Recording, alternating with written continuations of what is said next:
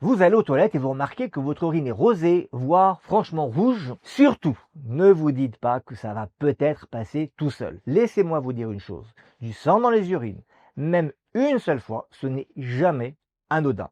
On appelle ça en médecine une hématurie. Alors parfois c'est visible à l'œil nu, ce dont on parle, parfois c'est totalement invisible et ça peut être détecté uniquement lors d'une analyse d'urine. Mais dans tous les cas, c'est un signal que votre corps envoie et qu'il faut absolument décoder, sans paniquer, mais sans banaliser non plus. Alors la première explication, la plus simple, c'est l'infection urinaire. Lors d'une cystite, une infection de la vessie, ça peut provoquer un écoulement de sang, en particulier chez la femme. C'est souvent accompagné de brûlures en urinant, d'envie fréquente d'uriner. Mais attention au piège, à ne pas attribuer toute hématurie à une infection urinaire, il y a bien d'autres causes. Une autre cause justement fréquente de sang dans l'urine, ce sont des calculs urinaires, des cailloux qui descendent dans les voies urinaires et qui vont irriter la vessie ou les uretères, les tuyaux qui amènent l'urine du rein vers la vessie. Alors souvent on sait qu'on a des calculs parce qu'on a eu des douleurs insupportables, des douleurs intenses dans le dos ou sur le côté qui descendent vers le bas du ventre. Mais parfois, certains calculs font saigner sans même faire mal et on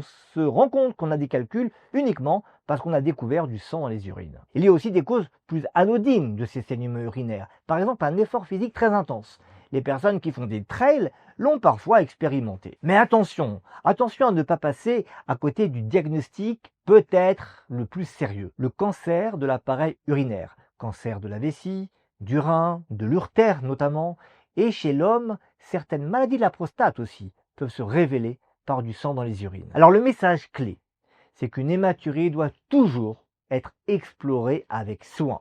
C'est encore plus vrai chez les fumeurs qui ont un risque multiplié par 3 à 4 de développer un cancer de la vessie. Le vrai piège, c'est que le saignement peut être intermittent et disparaît pendant des semaines et vous croyez tirer d'affaire. Mais après, il peut revenir. L'autre piège, c'est de confondre le sang des règles avec un saignement des urines. Alors concrètement, comment faire? Premier conseil, ne jamais ignorer le sang dans les urines, même sans douleur, même si ça s'arrête spontanément. Deuxième conseil, consultez rapidement votre médecin. Il commencera par une analyse d'urine, parfois une prise de sang, puis selon le contexte, une échographie, un scanner ou un avis spécialisé en urologie ou en néphrologie pour examiner les reins. Souvent, on va examiner la vessie avec une caméra que l'on fait entrer par en bas pour voir ce qui se passe dans la vessie. Troisième conseil, ne pas s'auto-diagnostiquer sur Internet. Ce n'est ni forcément une infection, ni forcément grave.